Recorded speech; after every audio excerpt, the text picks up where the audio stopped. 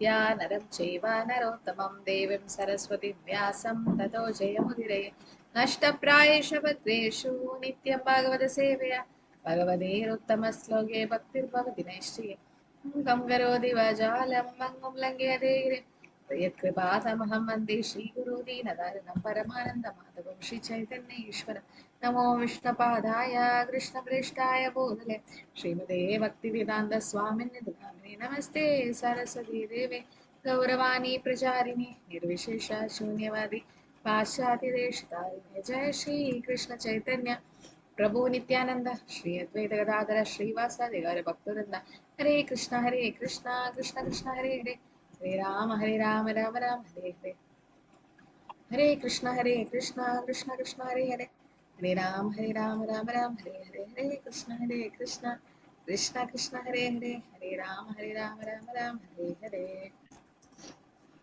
Okay, അപ്പം 10ാം അധ്യായത്തില് 36 ശ്ലോകമാണുള്ളത്. പിന്നെ നമുക്ക് ആ അധ്യായം തീർക്കാം. ദ്വാരകയിലേക്ക് ശ്രീകൃഷ്ണ ഭഗവാന്റെ പ്രയാണം. അപ്പൊ ഭഗവാൻ എന്തിനു വേണ്ടിയിട്ടാണ് ഇപ്പം ദ്വാരകയിലേക്ക് പോയിക്കൊണ്ടിരിക്കുന്നത്, പോകാൻ തുടങ്ങുന്നത്? എന്തിനു വേണ്ടിയിട്ടാ?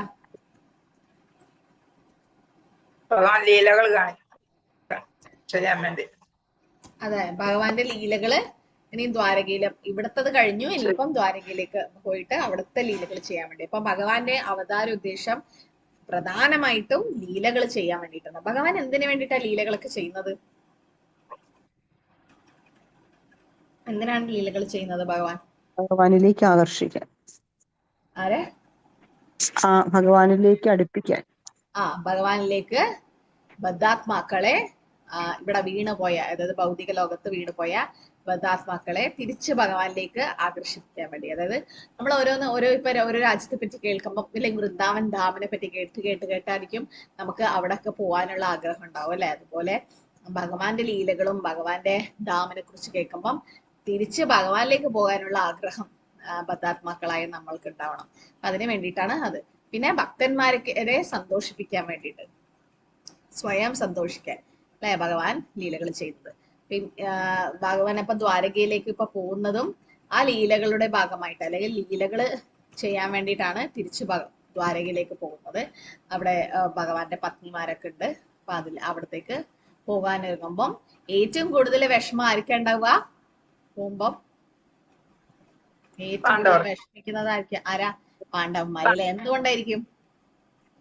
എന്തുകൊണ്ടാണ് അവർക്കാണ് ഏറ്റവും കൂടുതൽ വിഷമം എന്ന് തോന്നാൻ കാരണം? എപ്പോഴും അവരുടെ കൂടെ തന്നെയായിരുന്നു. എപ്പോഴും കൂടെ തന്നെ ഉണ്ട് അല്ലെ? പാണ്ഡവന്മാരാണ് ഏറ്റവും ഭാഗ്യവാന്മാർ. കാരണം എപ്പോഴും ഭഗവാൻ കൂടെ തന്നെ ഉണ്ടായിരുന്നു. അപ്പൊ അതുകൊണ്ട് തന്നെ ഭഗവാന്റെ വിരഹം, ഗോവിന്ദ വിരഹേനമേ ശൂന്യായുധം ജഗത് സർവം ഗോവിന്ദ വിരഹേനമേ, അങ്ങനെ ഒരു തോന്നൽ ഏറ്റവും കൂടുതൽ ഉണ്ടാവുക ആയിരിക്കാം പാണ്ഡവന്മാർക്ക്. അപ്പൊ 20 മുതൽ 25 മുതൽ ശ്ലോകങ്ങൾ വരെ ഹസ്തിനാപുരത്തിലെ സ്ത്രീകള് മേൽക്കൂരയിൽ നിന്നും ഭഗവാനെ സ്തുതിക്കാൻ തുടങ്ങുന്നത്. എന്തുകൊണ്ടാണ് അവര് മേൽക്കൂരയിലുള്ളത്? അന്നത്തെ സ്ത്രീകള് നേരിട്ട് ഇടപെടുകാതെ മാറി നിന്നാണ് നോക്കുന്നത്. അന്നത്തെ സ്ത്രീകള് പുരുഷന്മാരുമായിട്ട് അധികം എന്താ പറയാ സംസാരിക്കാറോ ഒന്നുമില്ല. അപ്പൊ അവര് എപ്പോഴും വേറെ തന്നെ സ്ഥലത്താണ് ഉണ്ടാവുക. അതുകൊണ്ട് തന്നെ അവര് ഒരു ലജ്ജ കാരണം അവര് താഴേക്ക് വരാതെ മേലെ തന്നെ അവിടെ മേൽക്കൂരയിൽ നിന്നിട്ട് അവിടെ ഭഗവാനെ ദർശിക്കുകയും എന്നിട്ടോ അവര് ഭഗവാനെ സ്തുതിക്കാൻ തുടങ്ങും അല്ലെ? ഭഗവാൻ ഇപ്പൊ ഓരോ ലീലകൾ ചെയ്യാൻ അല്ലെ? വാമനദേവായിട്ടും എല്ലാം അവതരിക്കുമ്പോ ഒക്കെ വരാഹം, എസ്പെഷ്യലി വരാഹദേവായിട്ടൊക്കെ വന്നപ്പം ഉപരിതലത്തിലെ ലോകത്തിലെ എല്ലാ ദേവന്മാര് പോലും സ്തുതികൾ അർപ്പിച്ചു. അതായത് അവര് പുഷ്പാർച്ചന ചെയ്തു. അപ്പൊ ഭഗവാനെ സ്തുതിക്കാൻ ദേവന്മാർക്ക് വളരെ ഇഷ്ടമാണ്. അതുപോലെ തന്നെ ഇവിടെ ആ സ്ത്രീകളും, ഹസ്തയാപുരത്തിലെ സ്ത്രീകളും ഭഗവാന്റെ തന്നെ ഭക്തന്മാരാണ്. അപ്പൊ അവരും ഭഗവാനെ സ്തുതിക്കാൻ തുടങ്ങി. ഓം നമോ ഭഗവതേ വാസുദേവായ അന്യോന്യം ആസിത് സഞ്ജൽപ ഉത്തമ ശ്ലോക ചേതസാം കൗരവേന്ദ്ര പുരസ്ത്രീനാം സർവശ്രുതി മനോരഹരഃ. ഉത്തമ ശ്ലോകവർത്തൻ. ഉത്തമ ശ്ലോകൻ ആരാണ്? ഉത്തമ ശ്ലോകൻ എന്ന് വിളിക്കുക? എന്തുകൊണ്ടാ ഉത്തമ ശ്ലോകൻ എന്നുള്ള പേര് വന്നത്? ഉത്തമ ശ്ലോകങ്ങളാൽ ശ്രദ്ധിക്കപ്പെടുന്നവൻ. ഉത്തമ ശ്ലോകങ്ങൾ കൊണ്ടാണ് ഭഗവാനെ വർണ്ണിക്കുന്നത് അല്ലെ, ഭഗവാനെ പുകഴ്ത്തുന്നതൊക്കെ. അപ്പം ഹസ്തിനാപുരത്തിലെ സ്തുതിക്കാൻ സ്ത്രീകൾ സ്തുതിക്കാൻ അർഹത ഉള്ളതും ഭഗവാനാണ്. ഭഗവാനെ സ്തുതിക്കാൻ തുടങ്ങിയത് ഉത്തമ ശ്ലോകനായിട്ടുള്ള ഭഗവാനെ അല്ലെ. അപ്പം എന്തായി, ഉത്തമ ശ്ലോകത്താൽ പ്രകീർത്തിക്കപ്പെടുന്ന ഭഗവാന്റെ അതീന്ദ്രിയ ഗുണവിചാരങ്ങളിൽ ആമഗ്നരായ ഹസ്തിനാപുരത്തിലെ എല്ലാ സ്ത്രീജനങ്ങളും അദ്ദേഹത്തെ കുറിച്ച് സംസാരിക്കാൻ ആരംഭിച്ചു. ഈ വർത്തമാനം വേദമന്ത്രങ്ങളെക്കാൾ അധികതരം ആകർഷമായിരുന്നു. അതെന്തുകൊണ്ടായിരിക്കണം? വേദസ്തുതികളെക്കാളും ആകർഷണമായിരുന്നു ഇവര് സംസാരിച്ചപ്പോ. ഭക്തിയും പ്രേമത്തോടും. പ്രേമഭക്തിയിലാണ് അവരുള്ളത് അല്ലെ, ഭാവഭക്തിയിൽ. ഇപ്പം വേദസ്തുതികളൊക്കെ അങ്ങനെ ചൊല്ലുന്നത് ചിലപ്പോൾ അതില് ഭാവം ഉണ്ടാവണം എന്നില്ല, അല്ലെങ്കിൽ അതൊരു ഐശ്വര്യ ഭാവത്തിലായിരിക്കും. പക്ഷെ ഈ ഹസ്തിനാപുരത്തിലെ സ്ത്രീകള് മാധുര്യ രസത്തിലും എന്താ പറയാ, കുറച്ചൊക്കെ ഐശ്വര്യം മിശ്രിത ഭക്തിയായിരിക്കും. കാരണം വൃന്ദാവനത്തിൽ മാത്രമേ ശുദ്ധ മാധുര്യ രസമുള്ളൂ. പക്ഷെ എങ്കിൽ കൂടി ഭഗവാന് ഇപ്പൊ ചെറിയ കുട്ടികൾ വന്നിട്ട് സംസാരിക്കുമ്പം അത് കേൾക്കാൻ നല്ല രസം അല്ലെ. എന്തുകൊണ്ടാ? അത് ശരിയായ മലയാളത്തിലായിരിക്കില്ല, എവിടെയൊക്കെയോ മുറിഞ്ഞിട്ടൊക്കെ ഉണ്ടാവും. എങ്കിലും അവരാ നിഷ്കളങ്കത്വം, അതുപോലെ ഇവരും സ്ത്രീകള് നിഷ്കളങ്കതയോടെയാണ്, ഒന്നും പ്രതീക്ഷിക്കാതാണ് ഭഗവാനെ ഭക്തി ചെയ്യുന്നത്. അതുകൊണ്ട് തന്നെ ഭഗവാന് വളരെ ഇഷ്ടമാണ് ഇവര് സംസാരിക്കുന്നത്. അപ്പം സർവ്വവേദ സാഹിത്യങ്ങളുടെ ലക്ഷ്യം എന്ന് പറയുന്നത് വേദൈശ്ച സർവേർ അഹമേവ, ഭഗവാനെ മനസ്സിലാക്കലാണ്. അപ്പൊ എല്ലാ വേദശാസ്ത്രങ്ങളും പ്രകീർത്തിക്കുന്നതും ഭഗവാനെ കുറിച്ചിട്ടാണ് അല്ലെ. ഭഗവാനെ വാഴ്ത്തി ആലപിക്കുന്നത് കൊണ്ടാണ് ശ്രുതി മന്ത്രം എന്നവരെ വിളിക്കുന്നത്. ശ്രുതി സ്മൃതി പുരാണാദി പാഞ്ചരാത്രയും വിധിമിന ഏകാന്തിക ഹരിഭക്തി ഉത്പൈദേവ കൽപ്പത. ശ്രുതി സ്മൃതി പുരാണം ഒന്നും ഫോളോ ചെയ്യാതെ ഒറ്റയ്ക്ക് ഭക്തി ചെയ്തു കഴിഞ്ഞാൽ അത് വളരെ വിഷമം മാത്രമേ ഉണ്ടാക്കുള്ളൂ. സഹജീവികളെ പോലെ നമ്മൾ ശ്രുതി സ്മൃതി ഇതൊക്കെ ഫോളോ ചെയ്യണം. അപ്പൊ ഇതിലെന്താ പറയുന്നത്, ഭാഗവതത്തിലെ ശ്ലോകങ്ങൾ എന്ന് പറയുന്നത് ഭഗവാന് ഏറ്റവും കൂടുതൽ ഇഷ്ടമാണ്. അത് ഗോപസ്ത്രീകളോ ഹസ്തിനാപുരത്തെ സ്ത്രീകളൊക്കെ രുക്മിണി അങ്ങനെയുള്ള രാജ്ഞിമാര് അവരൊക്കെ ചൊല്ലുമ്പോൾ ഭഗവാന് ഏറ്റവും കൂടുതൽ ഇഷ്ടം അവര് നിഷ്കളങ്കമായി ചൊല്ലുന്നതാണ്. അപ്പൊ വേദമന്ത്രങ്ങളെക്കാളും ശ്രേഷ്ഠമാണ് ഇവര് ഈ സ്ത്രീകൾ രചിച്ച ഗീതങ്ങൾ എന്ന് പറയുന്നു അല്ലെ. വിശ്വനാഥ് ചക്രവർത്തി താക്കൂറും അംഗീകരിക്കുന്നത്. കാരണം എന്തുകൊണ്ടാ, ഭാഷയും ഇതൊന്നും അല്ല പ്രാധാന്യം, ഭഗവാന്റെ ആ ഒരു ഭാവമാണ്. ഭഗവാൻ ഭാവഗ്രാഹി ജനാർദ്ദനാണ്. ഇപ്പൊ നമ്മൾ ഉണ്ടാക്കുമ്പോൾ നമ്മൾ വിചാരിക്കും നമ്മളെ വീട്ടിൽ എപ്പോഴും ഒരു ചോറും സാമ്പാറും അല്ലെങ്കിൽ വേറെ ഒന്നും വെറൈറ്റി ആയിട്ട് ഉണ്ടാക്കാൻ പറ്റുന്നില്ല. നമുക്ക് ഇപ്പൊ ഓരോ അമ്പലത്തിലൊക്കെ പനീറും അത് ഇത് ഭയങ്കര വിഭവ സമൃദ്ധമായ സദ്യയൊക്കെ ഒരുക്കും. പക്ഷെ നമ്മളെ വീട്ടിൽ അങ്ങനെയൊന്നും ചെയ്യാൻ പറ്റുന്നില്ല. അങ്ങനെയൊക്കെ വിചാരിച്ച് വിഷമിക്കേണ്ട ആവശ്യമില്ല. കാരണം നമ്മൾ എന്ത് കൊടുക്കുമ്പോൾ ഭഗവാൻ അതല്ല കഴിക്കുന്നത്, ഭഗവാൻ ആ ഭാവമാണ് നോക്കുന്നത്. എന്ത് ഭാവത്തിലാണ് നമ്മൾ ഉണ്ടാക്കിയത്. ആ ഭാവഗ്രാഹിയാണ് ജനാർദ്ദനാണ് ഭഗവാൻ. അപ്പം ആ ഉപനിഷത്തുകളെ വേദമന്ത്രങ്ങൾ പോലും പരോക്ഷമായി ദിവ്യോത്തമ പരിഷ്ണയിലേക്കാണ് നയിക്കുന്നത്. പക്ഷെ സ്ത്രീജനങ്ങളുടെ സംസാരം ഭഗവാനെ കുറിച്ചുള്ള പ്രത്യേക വർത്തമാനമാകുന്നു. ആയതിനാൽ അവ ഹൃദയംഗമായിരുന്നു. അതായത് ഭഗവാന് ഏറ്റവും പ്രിയപ്പെട്ടതായിരുന്നു അത്.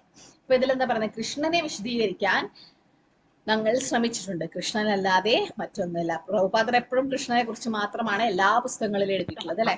കൃഷ്ണനെ കുറിച്ച് ഇത്രയധികം പുസ്തകങ്ങൾ അവതരിപ്പിക്കുന്നത് പോലെ ഈ എല്ലാ വിവർത്തനങ്ങളുടെയും കൃഷ്ണനെ വിശദീകരിക്കാൻ ഞങ്ങൾ ശ്രമിച്ചിട്ടുണ്ട്. എല്ലാ പുസ്തകങ്ങളിലും പ്രഭുപാദർ ഒരിക്കൽ ഒരാള് പ്രഭുപാദരോട് പുസ്തകം പ്രിന്റ് ചെയ്യട്ടെ എന്ന് ചോദിച്ചപ്പോൾ പ്രഭുപാദർ ചോദിച്ചു, എത്ര പ്രാവശ്യം അതിൽ കൃഷ്ണ കൃഷ്ണ കൃഷ്ണ എന്ന് പറഞ്ഞിട്ടുണ്ട്?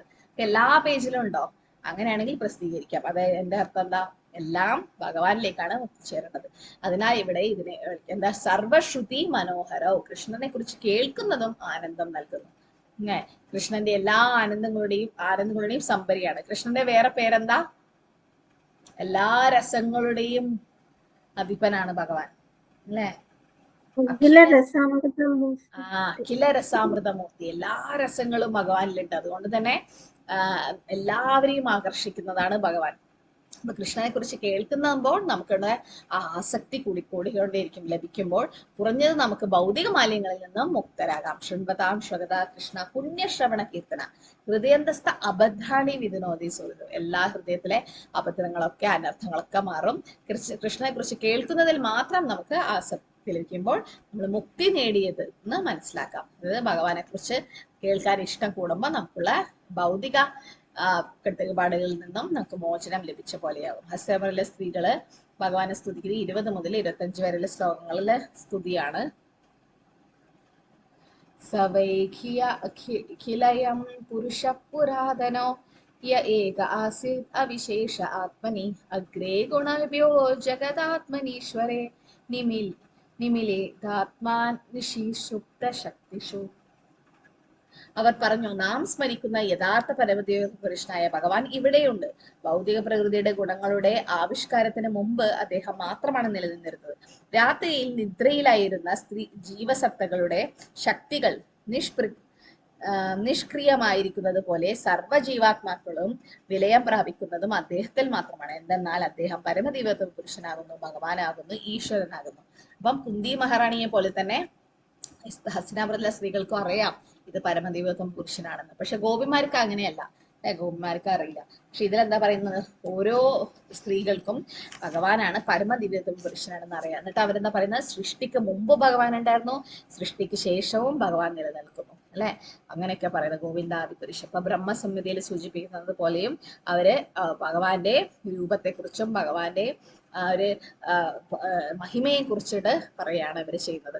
അപ്പം സ്ത്രീജനങ്ങള് ഇവിടെ ഈ ഗോപസ്ത്രീകളും ഇവരും തമ്മിലുള്ള എന്താ വ്യത്യാസം?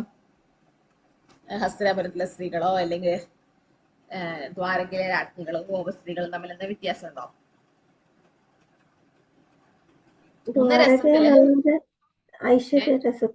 ഐശ്വര്യരസത്തില് എന്താ വന്നത്? ദ്വാരകയിലുള്ള ഐശ്വര്യരസത്തിലാണ്. ഓക്കെ, ഐശ്വര്യരസം അതൊന്ന്. മറ്റേത് അവിടെ ശുദ്ധ മാധുര്യ രസമായിരിക്കും. ഓക്കെ, ഗോപസ്ത്രീകള് ഭഗവാനായിട്ടല്ല കാണുന്നത്. അതെ, ഭഗവാനായിട്ടല്ല കാണുന്നത്. പിന്നെ ഗോപസ്ത്രീകളും രാജ്ഞിമാരൊക്കെ ആണെങ്കിൽ രാജകുമാരികളൊക്കെ എന്തായാലും പഠിക്കുകയൊക്കെ ചെയ്യും. പക്ഷെ ഗോപിമാരോ, അവര് എവിടെയും സ്കൂളിലോ എവിടെയും പോയിട്ടില്ല. അതായത് ഗുരുകുലം, പണ്ടൊക്കെ ഗുരുകുല സമ്പ്രദായത്തില് ആൺകുട്ടികൾ പഠിച്ചിട്ട് വീട്ടിൽ വന്ന് പെൺകുട്ടികളെ പഠിപ്പിക്കും, അങ്ങനെയൊക്കെയാണ്. പക്ഷെ അവര് അതുപോലും ഒന്നും വിദ്യാഭ്യാസമില്ല. അവർക്ക് ഒരു ലോകത്തിലെ എന്താ നടക്കുന്ന ഒരു കാര്യങ്ങളും, മറ്റവരൊക്കെ രാജ്ഞിമാരാണ്, അല്ലെ, രാജകുമാരിമാര്. അതുകൊണ്ട് തന്നെ ഗോപി ഗീതം ഇതൊക്കെ ഭഗവാന് ഏറ്റവും പ്രിയപ്പെട്ടതാണ്. കാരണം അത്രയും നിഷ്കളങ്കമായിട്ടാണ് അവര് ഭഗവാനെ പുകഴ്ത്തുന്നത്. അപ്പൊ ഇവിടെ എന്താ പറയുന്നത്, ഈ ഹസ്തിനാപുരത്തിലെ സ്ത്രീകള് പരമദിവ്യ പുരുഷനായ ഗോവിന്ദനെ ആദരപൂർവം പ്രണമിക്കുകയും ഭഗവാൻ ഗോവിന്ദന്റെ എല്ലാ എന്താ പറയാ മഹിമ അവര് പുകഴ്ത്തുകയാണ് ചെയ്യുന്നത്. അപ്പൊ അവർക്കറിയാം ഭഗവാനെ പുകഴ്ത്തലാണ് അല്ലെങ്കിൽ ഭഗവാനെ കുറിച്ച് സംസാരിക്കലാണ് മോക്ഷപ്രാപ്തിക്ക് ലഭിക്കാൻ കാരണം, അല്ലെ? അപ്പം കൃഷ്ണൻ എന്താണ് ആക്ച്വലി ചെയ്യുന്നത്, സൃഷ്ടിക്കുകയും പരിപാലിക്കുകയും ചെയ്യുന്നു, അല്ലെ?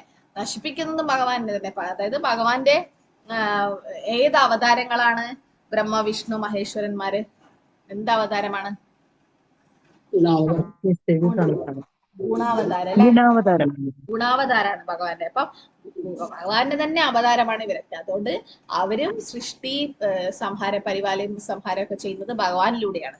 അപ്പൊ അതുകൊണ്ട് ഭഗവാനാണ് ചെയ്യുന്നത്. പക്ഷെ ഭഗവാൻ അത് ശരിക്കും ചെയ്യേണ്ട ആവശ്യമില്ല. നതസ്യ കാര്യം കരണം ച വിദ്യതേ നതത് സമസ്യാപതികശ്ച ദൃശ്യതേ പരസ്യ ശക്തി വിവിധൈവ സൂര്യതേ സ്വഭാവജ്ഞാന ബലക്രിയശ്ച. അപ്പം നതസ്യ കാര്യം കരണം ചെയ്ത് ഭഗവാൻ ഒന്നും ചെയ്യേണ്ട ആവശ്യമില്ല. ഭഗവാൻ ജസ്റ്റ് നോക്കിയാൽ തന്നെ അവിടെ സൃഷ്ടി ഉണ്ടാവും, അല്ലെ? അപ്പൊ ഭഗവാന് ചെയ്യേണ്ട ആവശ്യമില്ല. നമ്മളെ പോലെ ഓരോ കാര്യം ചെയ്യണം എന്നില്ല. ഭഗവാൻ ജസ്റ്റ് ഇങ്ങനെ നോക്കിയാൽ മതി, അതിന്റെ സൃഷ്ടി നടക്കും. കാരണം എന്തുകൊണ്ടാ, ഭഗവാന്റെ പരസ്യ ശക്തി വിവിധൈവ എല്ലാ ശക്തികളാണ് അത് ആക്ച്വലി ചെയ്യുന്നത്. പിന്നെ കൃഷ്ണൻ എന്തിനാണ് വരുന്നത്? താഴെ പറയുന്ന കാര്യങ്ങൾ വഴി അവൻ ജീവാത്മാക്കളുടെ ആഗ്രഹങ്ങൾ നിറവേറ്റുന്നത്. അതായത് അവർക്ക് മിഥ്യയായ പേരുകളും രൂപങ്ങളും നൽകുന്നു, അവരെ നയിക്കാൻ വേദഗ്രന്ഥങ്ങൾ നൽകുന്നു. അതായത് ഭൗതികമായിട്ടുള്ള ആഗ്രഹങ്ങൾ നേടാനാണ് നമ്മൾ ഓരോരുത്തരും ജനിക്കുന്നത്, അല്ലെ? അതായത് പുനർജന്മം ഉണ്ടാവുന്നത്. അപ്പൊ ഇതില് അടുത്ത ശ്ലോകത്തിൽ പറയുന്നത് സവ അയം യത് പദം അത്ര സൂരയോ ജിതേന്ദ്രിയാ നിർജിത മാതരീശ്വര പശ്യന്തി ഭക്തി ഉത്കലിതാമലാത്മന നാൻമനുഷ്യ സത്വം പരിമാർഷിതും അർഹതി.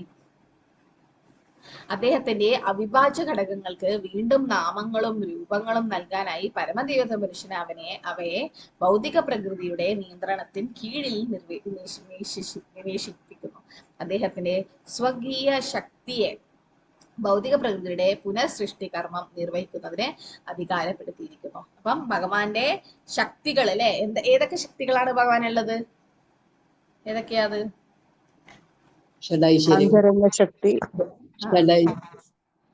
അന്തരംഗ ശക്തി, ബഹിരംഗ ശക്തി, തടസ്സ ശക്തി, അല്ലെ? അന്തരംഗ ശക്തി ആരാ? രാധാറാണി. രാധാറാണി രാധാറാണി ലാതിരി അന്തരംഗ ശക്തിനെ പലതരത്തിലുണ്ട്. അതില് സംവിത് സാധിനി ഹ്ലാദിനി എന്നൊക്കെ പറഞ്ഞിട്ട്. അപ്പൊ അതില് യോഗമായ ഒരു ഇത് വരും, പിന്നെ രാധാറാണിയും വരും. പിന്നെ ബഹിരംഗ ശക്തി ആരാ? മായ പ്രകൃതി. മഹാമായ ഭൗതിക പ്രകൃതി. ദെൻ തടസ്ഥ ശക്തി ജീവാത്മാക്കൾ. ജീവാത്മാക്കൾ അല്ലെ. അപ്പൊ ഭഗവാന്റെ പിന്നെ അതൊന്ന് അന്തരംഗ ബഹിരംഗ തടസ്ഥ. പിന്നെ ഉയർന്ന ശക്തി താഴ്ന്ന ശക്തി എന്നൊക്കെ സുപ്പീരിയർ ഇൻഫീരിയർ ശക്തി ഉണ്ട് അല്ലെ. ജീവാത്മാക്കളും ഭൗതിക പ്രകൃതിയും. ഇതൊക്കെ ഭഗവാന്റെ തന്നെ ശക്തികളാണ്. പിന്നെ എന്താ പറയുന്നത്? ഭൂമി റപ്പോ നലോ വായു കമ്മനൂർ ബുദ്ധിരച്ച അഹങ്കാരമിതിയമേ ഭിന്ന പ്രകൃതി രാഷ്ട്രത. ഇതൊക്കെ ഭഗവാന്റെ തന്നെ പ്രകൃതി അല്ലെ, ഭഗവാന്റെ തന്നെ എന്താ പറയാ പരശക്തികളാണ് അല്ലെ. അപ്പൊ ഈ ശക്തികളാണ് ഭഗവാന്റെ ഓരോ കാര്യങ്ങളും ചെയ്യുന്നത്. ഭഗവാനെ പോയിട്ട് അവിടെ ചെയ്യേണ്ട ആവശ്യമില്ല. അപ്പൊ അതുകൊണ്ട് തന്നെ ഭഗവാൻ സ്വറാട്ടാണ്. സ്വറാട്ട് അല്ലെ. നമ്മള് എല്ലാവരെയും ആശ്രയിച്ചിരിക്കുന്നു, പക്ഷെ ഭഗവാൻ ആരെയും ആശ്രയിക്കേണ്ട ആവശ്യമില്ല. സവാ അയം ശകി അനുകിതാ സത്കദോ വേദേഷു ഗുഹ്യേഷു ച ഗുഹ്യവാദി ഏക ഈശോ ജഗതാത്മലീലയാ സൃജതി അവതി അത്തീന തത്ര സജ്ജതേ. അല്ലയോ പ്രിയ മിത്രങ്ങളെ, മഹാഭക്തരാൽ വേദസാഹിത്യങ്ങളുടെ അതീവ രഹസ്യമായ ഭാഗങ്ങളിൽ വർണ്ണിച്ചിരിക്കുന്ന മനോമോഹനവും ദുർജ്ഞേയവുമായ ലീലകൾ ആരുടേതാണോ അതേ പരമദേവത പുരുഷൻ ഇതുതന്നെയാണ്. ഭൗതിക പ്രപഞ്ചത്തിന്റെ സൃഷ്ടി സ്ഥിതി സംഹാരങ്ങൾക്ക് ഏക കാരണവും അദ്ദേഹം മാത്രമാണ്. എന്നിരുന്നാലും യാതൊന്നാലും സ്പർശിക്കപ്പെടാതെ പ്രഭാവിതനാകാതെ അദ്ദേഹം നിലകൊള്ളുന്നു. അപ്പം സൃഷ്ടി സ്ഥിതി സംഹാരം അല്ലെ, അത് നമ്മളിപ്പോ കണ്ടു. ഗുണാവതാരങ്ങളിലൂടെയാണ് ഭഗവാൻ അത് ചെയ്യുന്നത്. പക്ഷെ അതിന്റെ ഒക്കെ കാരണം ഭഗവാൻ സർവകാരണ കാരണം ഈശ്വര പരമാകൃഷ്ണ സച്ചിദാനന്ദ വിഗ്രഹ അനാദിരാദിർ ഗോവിന്ദ എല്ലാ കാരണത്തിനും കാരണം ഭഗവാനാണ്. പക്ഷെ ഭഗവാൻ എന്തെങ്കിലും കാരണമുണ്ടോ?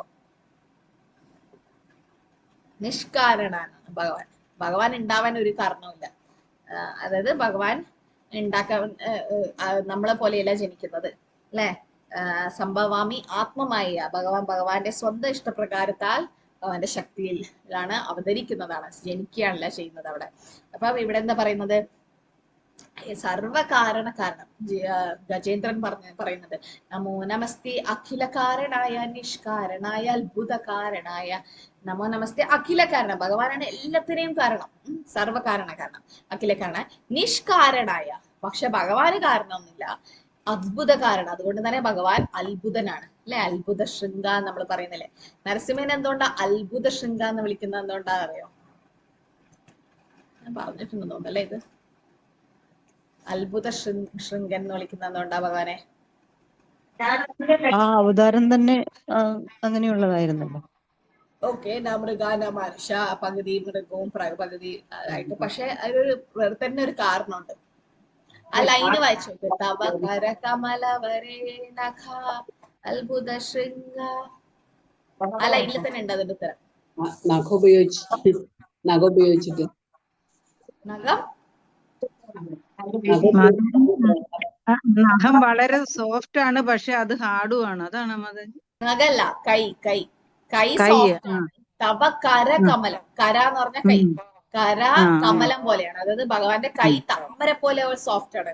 ആ സോഫ്റ്റ് ആയ താമരയിൽ ഒരിക്കലും മുള്ളുണ്ടാവില്ല. പക്ഷേ ഭഗവാന്റെ സോഫ്റ്റ് ആയിട്ടുള്ള ആ കയ്യില് തവ കര കമല വരെ നഖം. ആ നഖം എങ്ങനെയുള്ള നഖ? ഹിരണ്യകശിപുവിന്റെ മാല വരെ പുറത്തിറങ്ങാം. അത്രയും ഒരു ആയുധത്തിനും കാളി മൂർച്ചയുള്ള നഖം.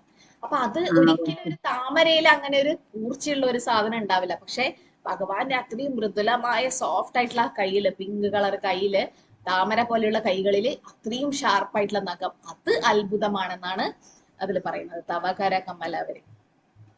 അപ്പൊ അത് ഇത് ആരാണ് പറഞ്ഞിരിക്കുന്നത് അറിയോ? തവകര കമലവരെ എഴുതിയതാരാ? ദശാവതാരം. ആരാ? ജയദേവ കവി. ആ ജയദേവ് ജയദേവ് ഗോസ്വാമി, വെരി ഗുഡ്. ജയദേവ് ഗോസ്വാമി അല്ലെ അഷ്ടപതിയൊക്കെ എഴുതിയ ആ തവ കരമലവരി, അത് ജയദേവ് ഗോസ്വാമിയാണ് അത് എഴുതിയത്. ചൈതന്യ മഹാപ്രഭു ആകെ എഴുതിയത് ശിഷ്ടാഷ്ടകം മാത്രമാണ്. ആക്ച്വലി ചൈതന്യ മഹാപ്രഭു ഒരുപാട് പുസ്തകങ്ങൾ എഴുതിയിട്ടുണ്ടായിരുന്നു. പക്ഷെ അതൊക്കെ തന്റെ സുഹൃത്തും അതുപോലുള്ള ഒരു പുസ്തകം എഴുതാൻ തുടങ്ങുന്നതെന്ന് അറിഞ്ഞപ്പോഴും മഹാപ്രഭു അത് ഗംഗയിലേക്ക് വലിച്ചെറിഞ്ഞെന്നാ പറയുന്നത്. എന്നിട്ട് ശിഷ്ടാഷ്ടകം മാത്രം ആ ഒരു 8 വരികൾ മാത്രമേ നമുക്ക് തന്നിട്ടുള്ളൂ.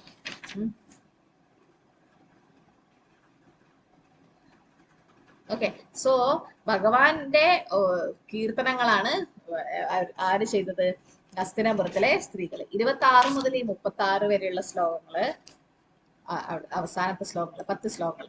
അഹോ അലം ശ്ലാഘ്യതമം യതോകുലം അഹോ അലം പുണ്യതമാം മധുർവനം യദേശ പുംസാം ഋഷഭശ്രിയപ്പതി സ്വജന്മന ചൻക്രമനേന ചഞ്ചതി. അഹോ രാജാവ് യദുവിന്റെ വംശം എത്ര പരമമായിട്ടാണ് ഗുണവർണ്ണനം ചെയ്യപ്പെട്ടിരിക്കുന്നത്. സർവ്വ ജീവസത്തുക്കളുടെയും പരമാധികാരിയും ഭാഗ്യദേവതയായ ലക്ഷ്മിയുടെ പതിയുമായ ഭഗവാൻ അവതരിക്കുകയും ബാല്യത്തിൽ അലസംഗമനം നടത്തിയതുമായ മധുര എത്ര പുണ്യഭൂമിയാണ്. അപ്പം ഇതില് നമ്മള് എവിടെയാണ് ഇത് പഠിച്ചത്? ഉപദേശാമൃതം അല്ലെ. ഉപദേശാമൃതത്തിൽ പറയുന്നുണ്ട് അല്ലെ, എല്ലാ സ്ഥലത്തും വെച്ചിട്ട് മധുരയാണ് ഏറ്റവും ശ്രേഷ്ഠം. എന്തുകൊണ്ടാണ് മധുര ശ്രേഷ്ഠം? മധുര എന്തുകൊണ്ടായിരിക്കും ശ്രേഷ്ഠം? ഭഗവാൻ അവിടെ ജനിച്ചു. ഭഗവാൻ അവിടെയാണ് ജനിച്ചത് അല്ലെ. അപ്പൊ അതുകൊണ്ട് തന്നെ ഭഗവാൻ അവിടെ അവതരിച്ചത് കൊണ്ട് തന്നെ മധുര ശ്രേഷ്ഠമാണ്. പിന്നെ അത് മധുരയെക്കാളും ശ്രേഷ്ഠമായത് എവിടെയാ? ഗോവർദ്ധനം. വൃന്ദാവനം. ആദ്യം വൃന്ദാവനം. മധുരയെക്കാളും ശ്രേഷ്ഠമാണ് വൃന്ദാവനം. കാരണം എന്തുകൊണ്ടാ? ഭഗവാൻ 11 വർഷമാണ് വൃന്ദാവനത്തിൽ ലീലകൾ ചെയ്തത്. മധുരയിൽ ജസ്റ്റ് കുറച്ച് സമയത്തേ ഉണ്ടായിട്ടുള്ളൂ അല്ലെ. അവതരിച്ചു, അപ്പോഴേക്കും തന്നെ ഗോകുലത്തിലേക്ക് കൊണ്ടുപോയി. എന്നിട്ട് അവിടുന്ന് വൃന്ദാവനത്തിലാണ് 11 വർഷം ലീലകൾ ചെയ്തത്, ബാല്യലീലകൾ. വൃന്ദാവനത്തില് മാതാജി പറഞ്ഞ പോലെ ഗോവർദ്ധനത്തിലാണ് ഭഗവാൻ ഒരുപാട് സമയം ചെലവഴിച്ചത് അല്ലെ. അതുകൊണ്ട് ഗോവർദ്ധനമായിട്ട് വരുന്നത്. ഗോവർദ്ധനത്തിനേക്കാൾ ഉയർന്നത് എവിടെയാ?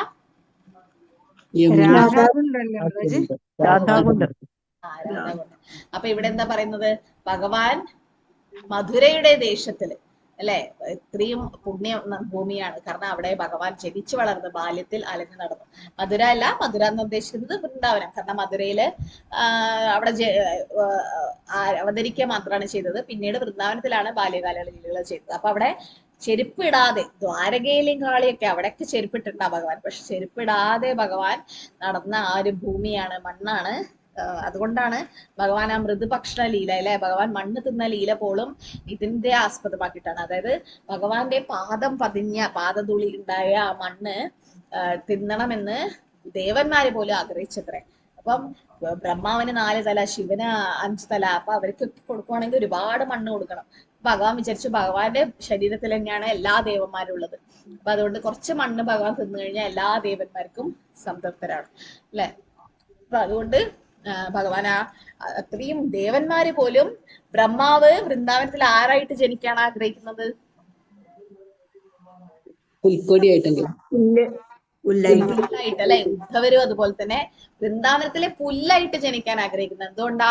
അവിടെയുള്ള ഭക്തന്മാരുടെ പാദധൂളി അല്ലെ, ഗോപന്മാരും ഗോപിമാരൊക്കെ പോകുമ്പോ അല്ലെങ്കിൽ ഭഗവാൻ പോകുമ്പോ ഒക്കെ പാദധൂളി അവരുടെ തലയിലേക്ക് വീഴാൻ വേണ്ടിയിട്ടാണ് അവിടെയുള്ള ഒരു പുല്ലായിട്ടെങ്കിലും ജനിക്കണം എന്ന് ആഗ്രഹിക്കുന്നത്. അപ്പൊ മധുരയിലേക്ക് ഭഗവാൻ നന്ദൻ മഹാരാജാവിന്റെ കുടുംബത്തിലേക്ക് അദ്ദേഹം പോയി അല്ലെ. എങ്ങനെയാണ് വസുദേവര് പുത്രനെ അങ്ങോട്ടേക്ക് മാറ്റി.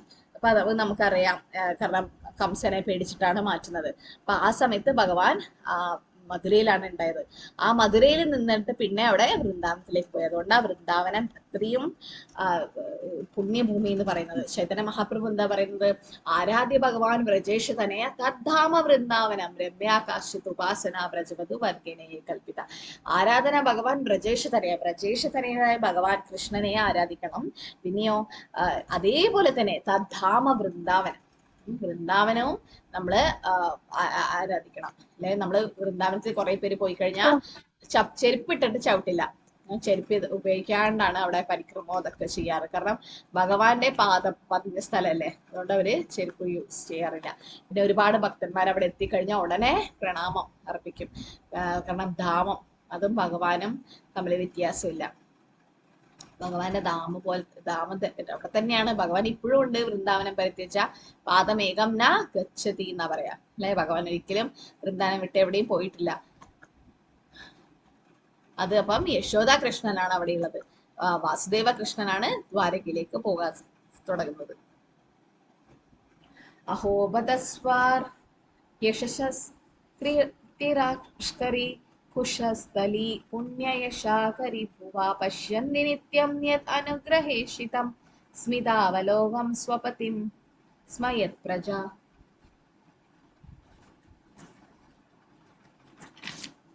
ദ്വാരക സ്വർഗലോകങ്ങളുടെ യശസ്സിനെ പിന്തള്ളുകയും അപ്രകാരം ഭൂമിയുടെ പ്രശസ്തി വർദ്ധിപ്പിക്കുകയും ചെയ്തത് നിസ്സംശയം അതിശയകരമാകുന്നു.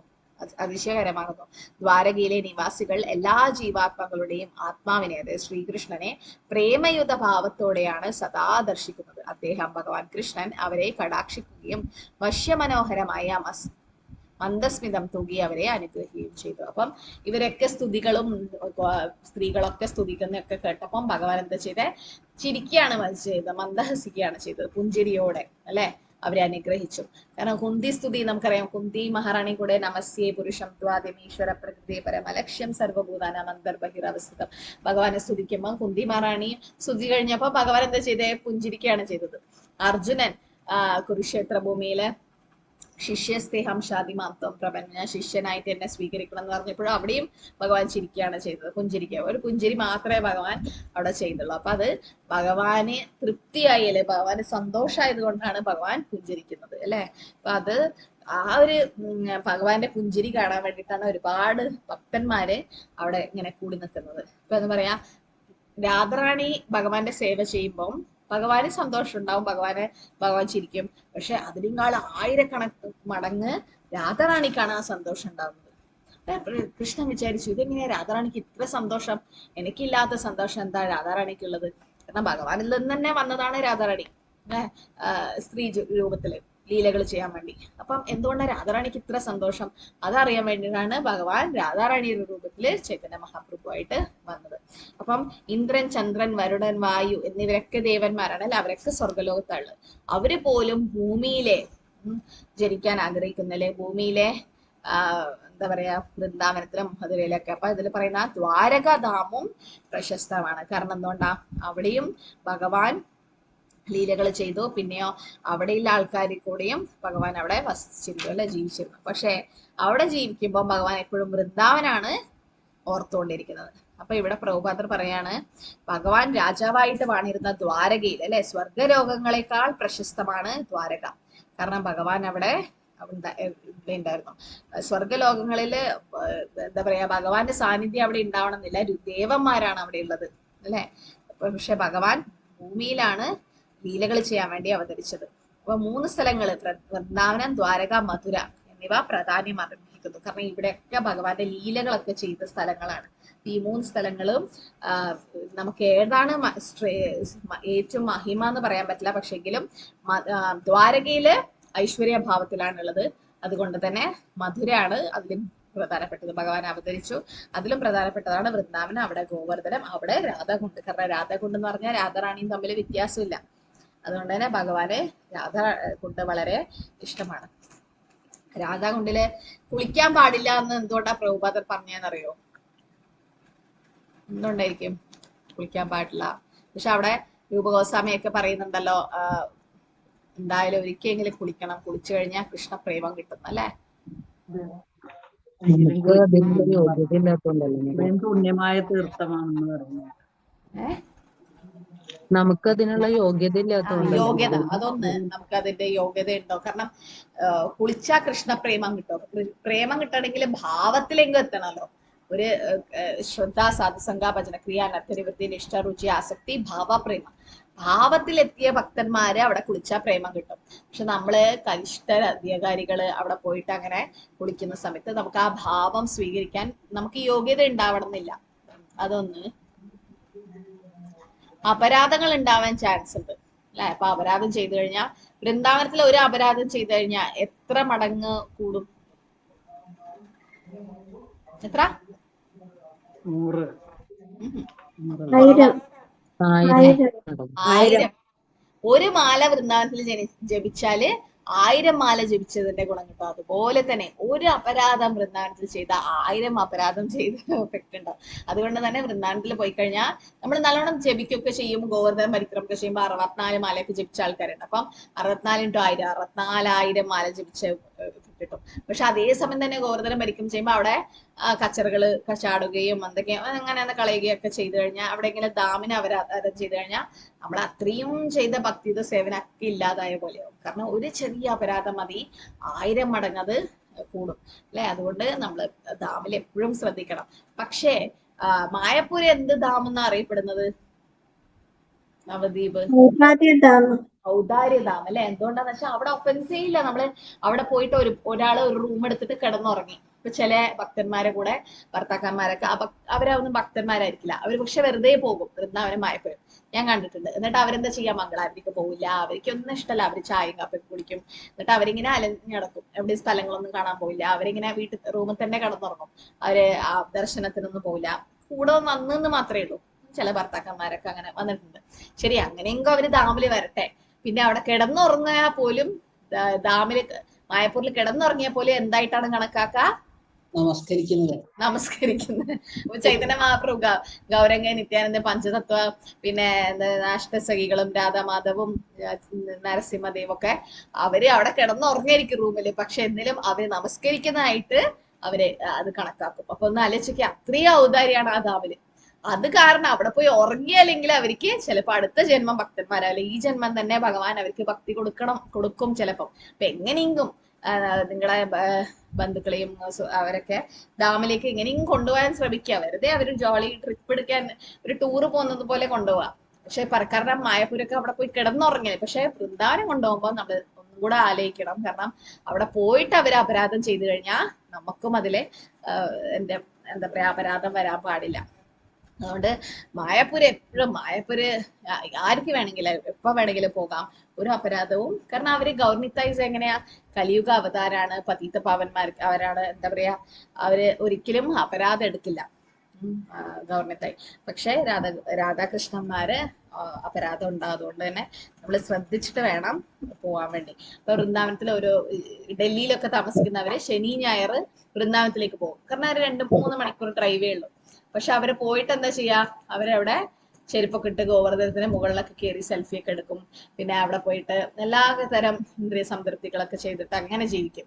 അവര് ജസ്റ്റ് ട്രിപ്പ് അടിക്കാൻ വന്നത് മാത്രം, ടൂർ പോവാൻ. പക്ഷെ അതും സുഹൃതി, അജ്ഞാത സുഹൃതം ഉണ്ടാവും. പക്ഷെ അവര് ചെയ്യുന്ന അപരാധങ്ങളും വലുതായിരിക്കും. അതുകൊണ്ടാണ് വൃന്ദാവനത്തില് കുരങ്ങന്മാരും പന്നികളൊക്കെ കൂടുതൽ കാണുന്നത്. എന്തുകൊണ്ടാന്ന് വെച്ചാൽ അവര് ഭക്തന്മാരായിരിക്കും. പക്ഷെ ഡാമിൽ പോയിട്ട് അവര് എന്തെങ്കിലും അപരാധം ചെയ്തു കഴിഞ്ഞാൽ അത് തെറ്റായി മാറും. അടുത്ത ശ്ലോകത്തിൽ എന്താ പറയുന്നത്? നൂനം വ്രതാസ്നാന ഹുതാന്തിനീശ്വര സമർച്ചിതോ ഹി യസ്യ ഗൃഹീത പാണിഭി പിബന്തി യത് സാഖി അദരാമൃതം മുഹുർ വ്രജസ്ത്രീയ സമ്മുമുഹുർ യദാശയഃ. ഹേ സ്നേഹിതരെ, അദ്ദേഹം, അതായത് ഭഗവാൻ, പാണിഗ്രഹണം ചെയ്ത അദ്ദേഹത്തിന്റെ പത്നിമാരെ കുറിച്ചൊന്നും ചിന്തിച്ചു നോക്കൂ. ഒന്ന് ചിന്തിച്ചു നോക്കൂ. എത്രമാത്രം കഠിനങ്ങളായ വ്രതങ്ങളും സ്നാനങ്ങളും യജ്ഞങ്ങളും പൂർണ്ണത തികഞ്ഞ ആരാധനകളും പ്രപഞ്ചനായകനായ ഭഗവാന് വേണ്ടി ചെയ്തിട്ടായിരിക്കണം അവർ ഭഗവാന്റെ ഈ അധരാമൃത നിത്യമായി ആസ്വദിച്ചു കൊണ്ടിരിക്കുവാൻ സാധിക്കുന്നത്. വ്രജഭൂമിയിലെ കന്യകമാർ അത്തരം അനുഗ്രഹങ്ങൾ പ്രതീക്ഷിച്ചാൽ തന്നെ പലവരും അവർക്ക് ബോധക്ഷയം ഉണ്ടായേക്കാം. അതായത് ഈ സ്ത്രീകളെ, ഭഗവാന്റെ ഭാര്യമാരെ കുറിച്ചിട്ടാണ് പറയുന്നത്. അവരൊക്കെ എത്ര യജ്ഞങ്ങളും ദാനങ്ങളും വ്രതങ്ങളും ഒക്കെ ചെയ്തിട്ടുണ്ടാവും അല്ലെ, ആരാധനകളും. എന്നിട്ടാണ്, അല്ലെങ്കിൽ നമുക്ക് രുക്മിണി ദേവി എന്ത് ചെയ്തിട്ടാണ് ഭഗവാനെ കിട്ടിയത് ഭർത്താവായിട്ട്?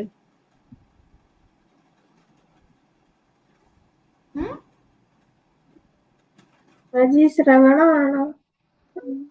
ശ്രവണം ജസ്റ്റ് ഭഗവാനെ കുറിച്ച് കേട്ടിട്ട് മാത്രമേ ഉള്ളൂ രുക്മിണി ദേവി. ശ്രീ രുക്മിണി വാച ശ്രുത്വാൻ ഗുണാൻ ഭുവന സുന്ദര ശൃണ്വതാം തേ നിർവീര്യ ഗ്രന്ഥ വിവരേ ഹരതോ അംഗതാപം രൂപം ദൃശാദൃശ്യമതാമഖിലാർത്ഥലാപം ത്വയ് അച്യുതാപസതി ചിത്തം അപാത്രപം മേ.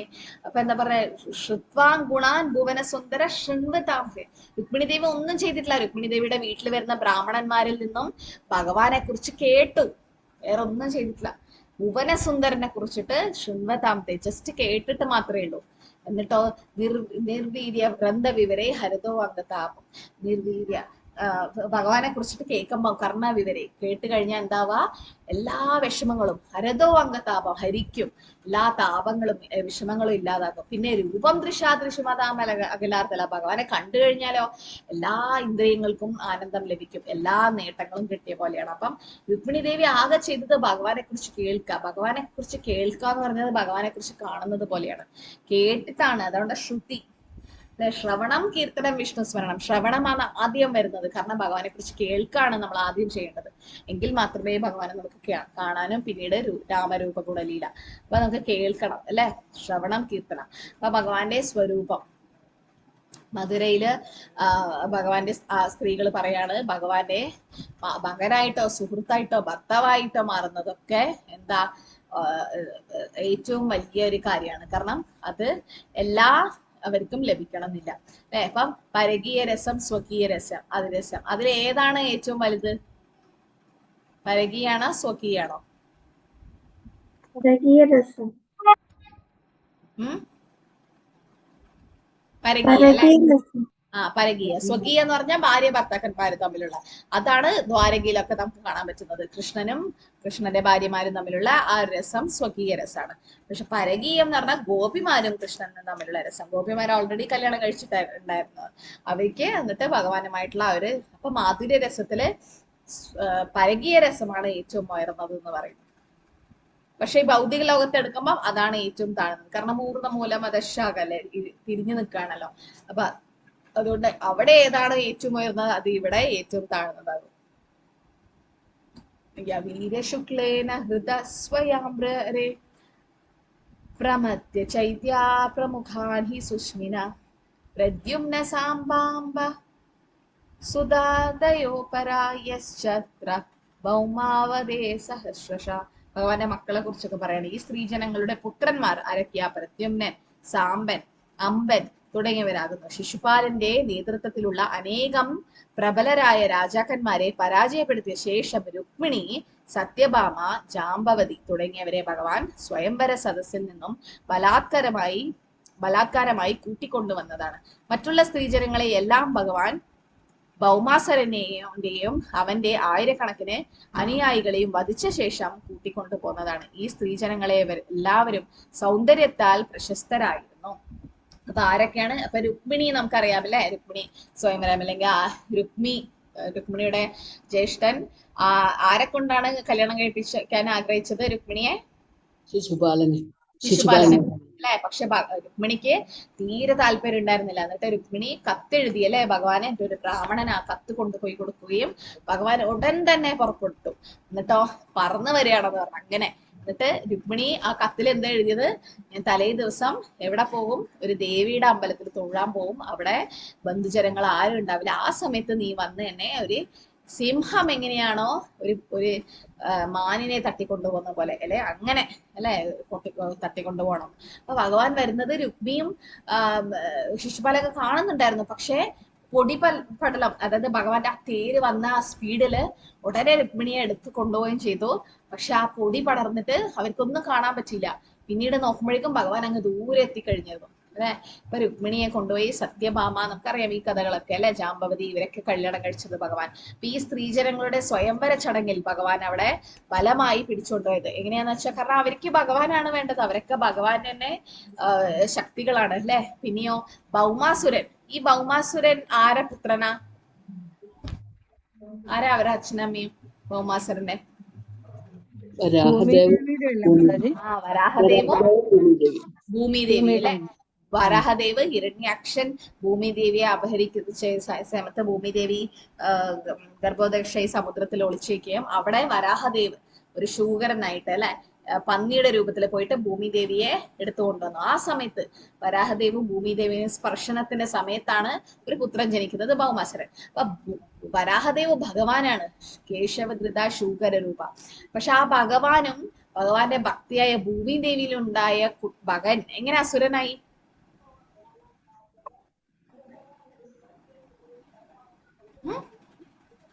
മാതാജി ബാഡ് അസോസിയേഷൻ കൊണ്ട് എന്തോട്ടാ?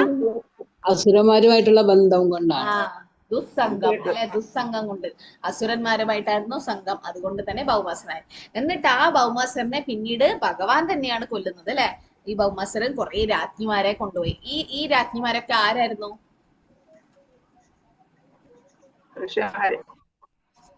ആരായിരുന്നു അവരൊക്കെ? ആ ഋഷിമാരല്ലേ.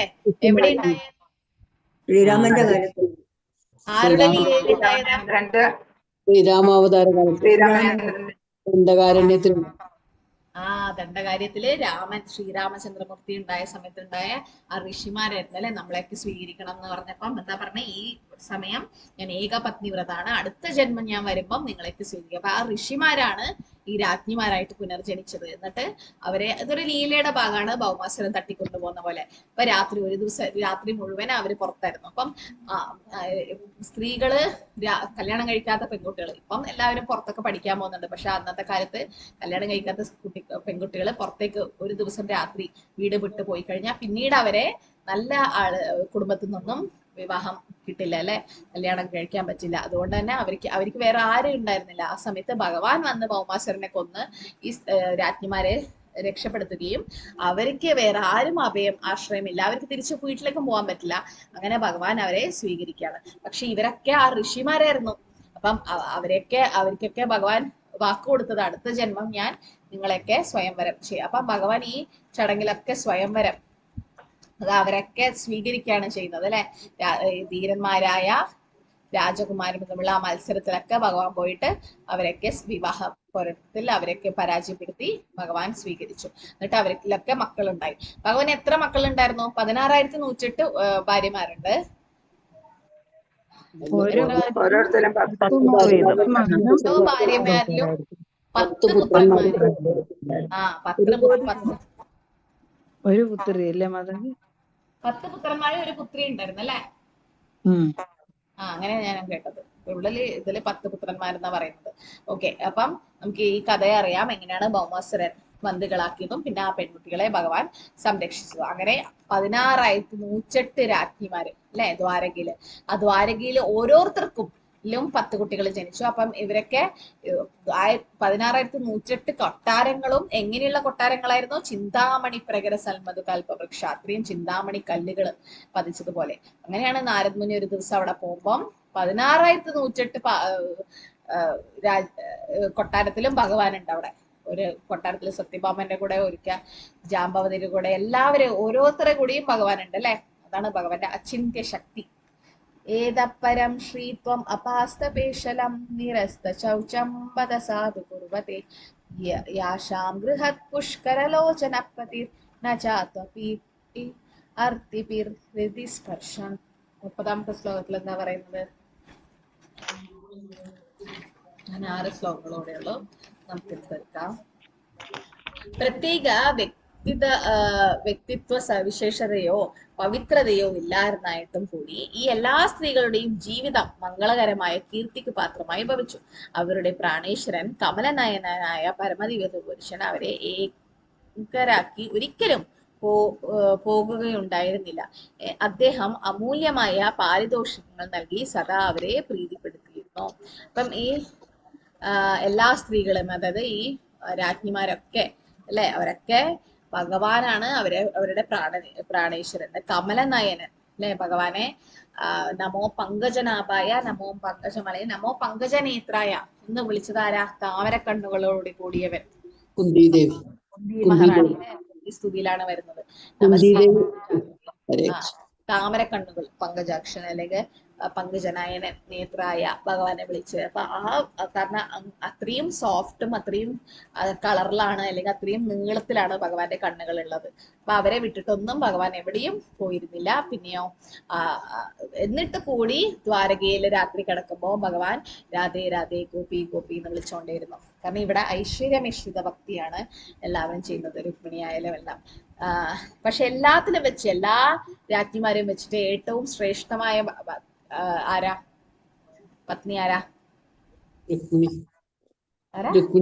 രുക്മിണി ദേവി. ആരാ മാതാജി? രുക്മിണി ദേവിയല്ല. രുക്മിണി. എന്തുകൊണ്ടാണ് രുക്മിണി ദേവിയാണ് ഏറ്റവും പറയുന്നത്? ലക്ഷ്മി ദേവിയുടെ ലക്ഷ്മി ദേവി ആരെ? ലക്ഷ്മി ദേവിയല്ല. ലക്ഷ്മി ദേവി. എല്ലാ ഭാര്യമാരും ഒക്കെ ലക്ഷ്മി ദേവിയുടെ അവതാരമാണ്, അല്ലെങ്കിൽ വിസ്തരമാണ്. പക്ഷെ രുക്മിണിയാണ് ആദ്യത്തത്. ഓക്കെ, അതൊരു കാരണം.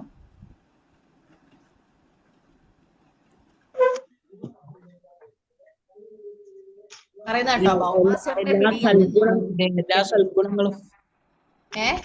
എല്ലാ സൽഗുണങ്ങളും രുക്മിണിക്ക് ഉണ്ടായിരുന്നു. ഓക്കെ, രുക്മിണിയിലെ ഒരു ലീല ഉണ്ടല്ലോ, രുക്മിണിയാണ് ഏറ്റവും ഉയർന്നതെന്ന് മനസ്സിലാവാൻ. അതേതായിരുന്നു ലീല? തുളസി ത്രാസില് തുലാഭാരത്തിൽ വെച്ചപ്പോ സത്യഭാമ എല്ലാ എന്താ പറയാ സ്വർണ്ണാഭരണങ്ങളൊക്കെ കൊടുത്തിട്ടും ഭഗവാൻ ഒരു മാറ്റം വന്നില്ല. പക്ഷെ രുക്മിണി ഒരു തുളസിയില ഭക്തിയോടെ വെച്ചപ്പോഴും ഭഗവാൻ മേലേക്ക് പോയി. അതായത് അത്രയും ഭക്തിയാണ് രുക്മിണിക്കുള്ളത്.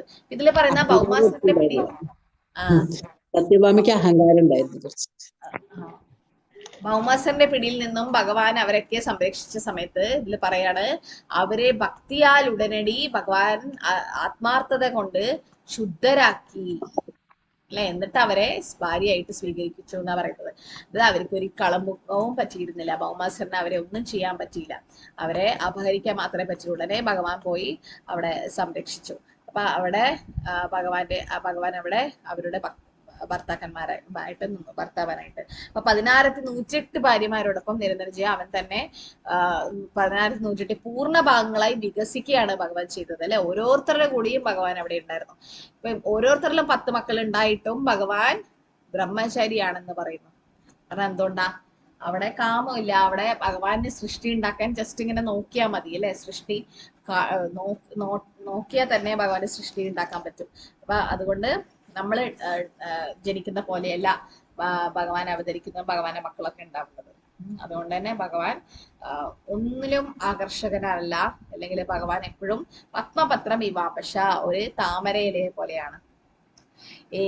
ഏവം വിധാഗതാം ദീനാം സഗീരാ പുരയോഷിതാം നിരീക്ഷണേനാഭിനന്ദൻ സസ്മിതേന യയൗഹരി. ഹസ്തിനാപുര രാജധാനിയിലെ സ്ത്രീകൾ ഈ വിധം ഭഗവാനെ കുറിച്ച് സംസാരിക്കുകയും ഭഗവാനെ പ്രണമിക്കുകയും ആശംസകൾ അർപ്പിക്കുകയും ചെയ്തുകൊണ്ടിരുന്ന വേളയിൽ ഭഗവാൻ പുഞ്ചിരി തൂകിക്കൊണ്ട് അവരുടെ പ്രണാമങ്ങളും ആശംസകളും സ്വീകരിച്ചു. കൃപാപുരസരം അവരെ കടാക്ഷിച്ചുകൊണ്ട് ഹസ്തിനാപുര നഗരിയിലെ വിട പറഞ്ഞു. അപ്പൊ ഭഗവാൻ പോവാണ്. എല്ലാവരും ഇങ്ങനെ സ്ത്രീജനങ്ങള് ഭഗവാനെ കുറിച്ച് സംസാരിക്കുകയും ചെയ്തപ്പോൾ ഭഗവാനെ, കാരണം ആ സ്ത്രീകൾ വിചാരിക്കാണ് രുക്മിണി ദേവിയും അവരൊക്കെ എത്ര ഭാഗ്യവതിമാരാണ്. കാരണം ഭഗവാനെ എപ്പോഴും കണ്ടുകൊണ്ടിരിക്കുക, ഭഗവാൻ എപ്പോഴും അവരെ കൂടെ തന്നെ ഉണ്ട്. അപ്പൊ ഇതൊക്കെ പറഞ്ഞു കഴിഞ്ഞിട്ട് അവര് സ്ത്രീകൾ ഇങ്ങനെയൊക്കെ ഭഗവാനെ കുറിച്ച് സംസാരിച്ചതിന് ശേഷം അവർ പ്രണമികളെ അർപ്പിച്ചു, ആശംസകളൊക്കെ അർപ്പിച്ചിട്ട് ഭഗവാൻ അവരൊക്കെ കൃപാ പുരസ്കരം പുരസ്സരം കടാക്ഷിച്ചുകൊണ്ട് ഭഗവാൻ അവിടെ നിന്ന് പുറപ്പെടുകയാണ് ചെയ്യുന്നത്. അല്ലെ, ഹസ്തിനാപുരത്തെ സ്ത്രീകള് അഭിവാദ്യം ചെയ്യുകയും സംസാരിക്കുകയും ചെയ്തുകൊണ്ടിരിക്കുമ്പോൾ ഭഗവാൻ അവിടെ പുഞ്ചിരി തേകിക്കൊണ്ടാണ് അവരുടെ ആശംസകളെ. ഭഗവാന് സന്തോഷമായി. കാരണം ഭഗവാനെ കുറിച്ച് മാത്രം പറയുകയല്ല ചെയ്തത് അല്ലെ. ഭഗവാനെ കുറിച്ച് പറയുമ്പോൾ മാത്രം ഭഗവാൻ അത്ര ഇഷ്ടമല്ല. പക്ഷെ ഭഗവാന്റെ ഭക്തന്മാര്, ഭഗവാന്റെ പ്രിയപ്പെട്ടവരെ കുറിച്ച് അല്ലെ, രാജ്ഞിമാരെ കുറിച്ചും ഗോപികളെ കുറിച്ചൊക്കെ അവർ സംസാരിച്ചു അല്ലെ. അതുകൊണ്ട് തന്നെ ഭഗവാന് വളരെ സന്തോഷമായിട്ട് ഭഗവാൻ അവര് കാരുണ്യം അവരുടെ മേൽ ചൊരിഞ്ഞുകൊണ്ട് ആ നഗരം വിട്ടുപോയി. അജാതശത്രു പ്രധാനാം ഗോപിതായാമതുദ്വിഷാ പരേഭ്യ സംഗീത സ്നേഹാ പ്രായുങ്കാ ചതുർ അങ്കിനിം.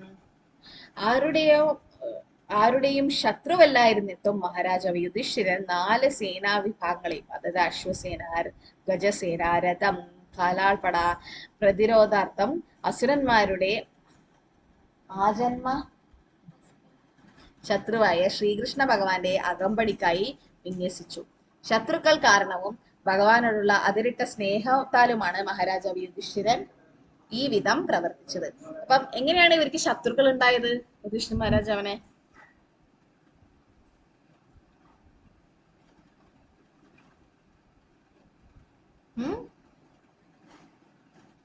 ഇപ്പം ഹസ്തിനാപുരത്തില് യുധിഷ്ഠിര എന്താ പറയാ, കുരുക്ഷേത്ര ഭൂമിയിലെ യുദ്ധം കഴിഞ്ഞല്ലോ അല്ലെ. ആ സമയത്ത് കൗരവരൊക്കെ ഭഗവാൻ കൊന്നു. പക്ഷെ അവരുടെ കൂടെ അടുത്തുള്ള രാജ്യത്തിലെ ആൾക്കാരും കൂടെ ഉണ്ടായിരുന്നു, രാജാക്കന്മാരും അവരൊക്കെ.